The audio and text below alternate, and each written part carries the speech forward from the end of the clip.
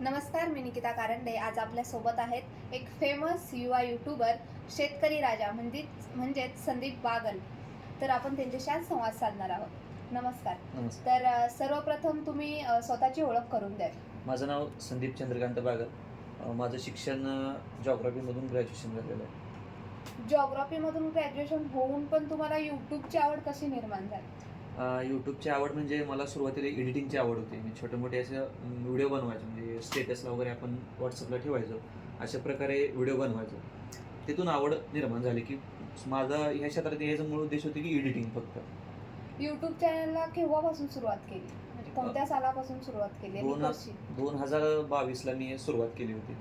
आणि ह्याची आवड म्हणजे मी स्वतः एक शेतकरी आहे. ओके. त्यामुळे शेतीतली मला बरेच माहिती आहे. त्यामुळे मग दुसरा कोणताही कंटेंट निवडण्यापेक्षा हा कंटेंट मला योग्य वाटला, त्यामुळे मी हा कंटेंट निवडला आणि ओके. इथून सुरुवात म्हणजे झाली. तुम्ही स्वतः शेतकरी आहात, तुमचे हो. पॅरेंट्स शेतकरी आहात, म्हणून हो. तुम्हाला त्या कंटेंट बद्दल माहिती असल्यामुळे तुम्ही त्या कंटेंट. ओके. हो. तर तुमचं चॅनल किती वर्षांमध्ये मॉनिटाईज झालं किंवा किती अ, वेळ घेतला मॉनिटाईज होण्यासाठी? शक्यतो युट्यूबर मॉनिटाईज व्हायचंच वाट बघत असतात.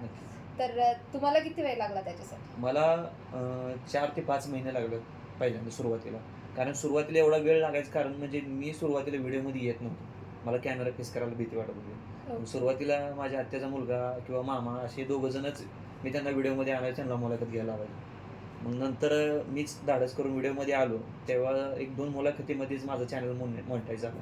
आणि श्रोत्यांना म्हणजे जे माझे ओळखीचे होते त्यांना समजलं की हे माझं चॅनल आहे. आणि सुरुवातीला मी लिंक शेअर करायचो, पण त्यांना वाटत होतं की दुसरं कोणातरी लिंक शेअर करतंय. त्यामुळे ओके. एवढे बघत नव्हते. हां. त्यांना वाटायचं दुसरंच कोणाला पाठवतं. ज्यावेळेस मी एक व्हिडिओमध्ये 2-3 व्हिडिओमध्ये मी स्वतः दिसायला लागलो, त्यावेळेस त्यांना समजलं की हां, हा तुझा चॅनल आहे. मग त्यांनी विचारलं सुद्धा मला. मग तेव्हा चांगला व्ह्यू आला आणि रिस्पॉन्स पण चांगला लागला. तुम्ही शेतीबद्दल कंटेंट देता, तर कशाबद्दलचा असतो? म्हणजे फार्म बद्दल? शेतीतील जे नवीन-नवीन आधुनिक पिकं आहेत, उदाहरणार्थ ड्रॅगन फ्रूट असेल, ॲव्होकाडो असेल, अशा पारंपरिक पिकाच्या मुलाखती न घेता आधुनिक जी पिकं आहेत, ज्यातून शेतकऱ्यांना अधिक फायदा कसा होईल, हा कंटेंट मी त्यामध्ये निवडलेला आहे, आधुनिक पिकाबद्दल. तर आता तुमचं मॉनिटाईज तर झालं, तर हो. मग त्याच्यानंतर आत्ता सबस्क्रायबर किती आहेत? मॉनिटाईज व्हायला मला 6 महिने गेले पहिले. आणि तिथून मॉनिटाईज झाल्यापासून माझ्या फक्त 6 ते 7 महिन्यातच माझे 1,00,000 सबस्क्रायबर झाले. म्हणजे सुरुवातीला थोडेच होते, पण 1 वर्षात माझे 1,00,000 सबस्क्रायबर झाले. आता सध्याला 1,00,000 सबस्क्रायबर आहेत शेतकऱ्याचे. तर तुमचं अर्निंग किती आहे? अर्निंग यूट्यूबकडून पण होत आहे. टोटल बाहेरच्या जाहिराती पण मी घेतो. म्हणजे उदाहरणार्थ शेतीमधील जे अवजारं असतील किंवा लागणारी औषधं, फवारणीची जी औषधं असतील किंवा नवीन-नवीन पिकांची व्हरायटी असतात, जे रोपवाटिका असतात, ह्याच्या माध्यमातून माझी इन्कम जास्त होते. कमीत कमी ₹50,000 पर्यंत माझी अर्निंग होते सध्या महिन्याला. Okay, okay. खूपच छान. हं.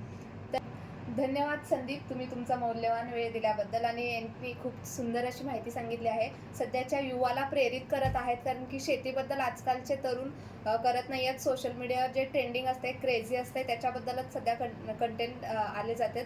तर थँक्यू सो मच.